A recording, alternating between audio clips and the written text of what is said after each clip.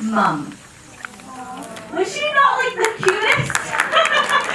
Oh, that is so cute. Okay, well, who wants to be the first commenter of the evening? Don't be shy. Right there, awesome. I really like Mom.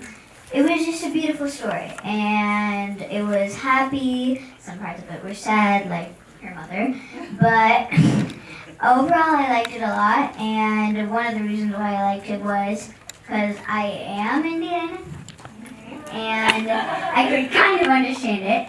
And yeah, so that's all. It was just a very heart-touching story. I loved it. I loved the first one. My favorite part about it was, well, of course, it was so much feeling. Like, I just loved hearing her tell that story. The story was beautifully written, very poetic coming from her. And I actually loved that they made her stand out. It kind of made her different. And that's what I related to at first. Being different, standing out, and like capturing the whole room with her uniqueness and her beautiful story and how she saw the world differently. The music was amazing, and I love that it was themed with India, and they used it very well, and it brought me in. It was, the colors popped of her outfit. It was beautiful. I like fell in when she was talking, and it kept me on edge with the baby and what happens to the baby and everything. So I think it was beautifully told.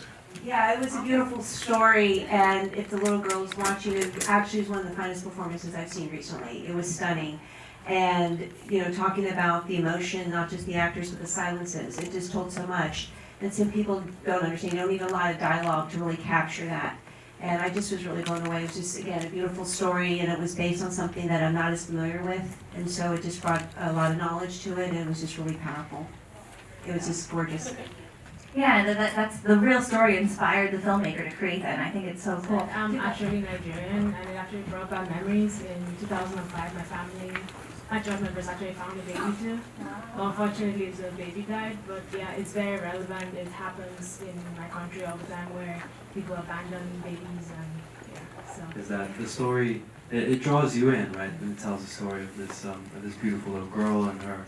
I mean, we all saw it, so we know what happens. But what I liked the most was that right at the end, before the credits start rolling, is that they bring in the actual issues. And it was that part that really turned this from an actual story into like something that I feel deeply about. My girlfriend and I were just saying, we were like, oh my God, we have to do something about it. So it's like taking that story, bringing it in, and then relating it back to an actual issue that is a serious issue. It was just great. I thought that was awesome. Much for sharing, and as other people mentioned, the numbers really makes a difference. It really grounds it. It's like, oh, that's the reality. Okay. I think that this was a very powerful, necessary story. There are different versions of it that occur throughout the world as far as children being orphaned. They're orphaned in different ways, and I can relate.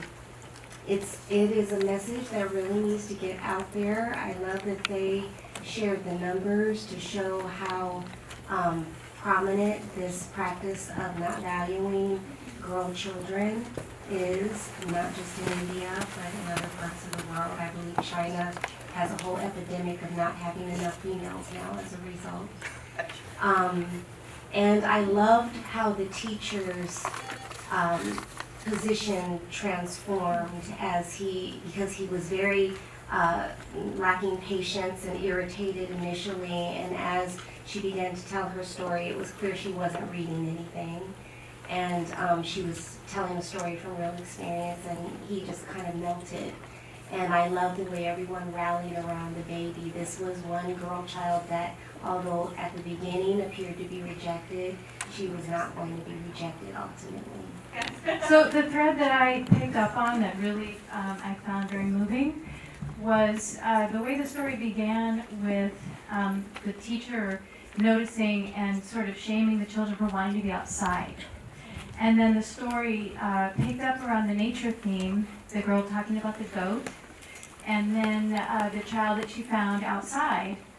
And then what happened at the end of the story was that they all went outside, and they gather around the child, and then the children's nature, their joy, their willingness to gather around and sing and support this baby, just to me contrasted with the hardness of the teacher. And so that is something that I really was moved by. Sharon, I think it's a great point too, because she kept looking outside and we're like, what is she distracted by? And then the reveal. This is Paula's story about mother love, about children, about, and also just big big number of how many children are orphaned. And also another thing I'm thinking about contraception, how to educate the woman that never to educate them how to use contraception, and then we have less orphans, and then we have less problems. So I think this is very important. Awesome. Thank you so much for sharing. I appreciate that. Anybody else have a hand? Yeah, I really enjoyed the film, and I thought that I loved how they made the little girl like so wise beyond her years, and that how she was able to tap into the intellect of comparing the goat that couldn't communicate but still yearning for the child, and how this mom could communicate but could not call and speak for the child, and that how she, even though she did not have a mom, she still had the natural instincts to care for a child.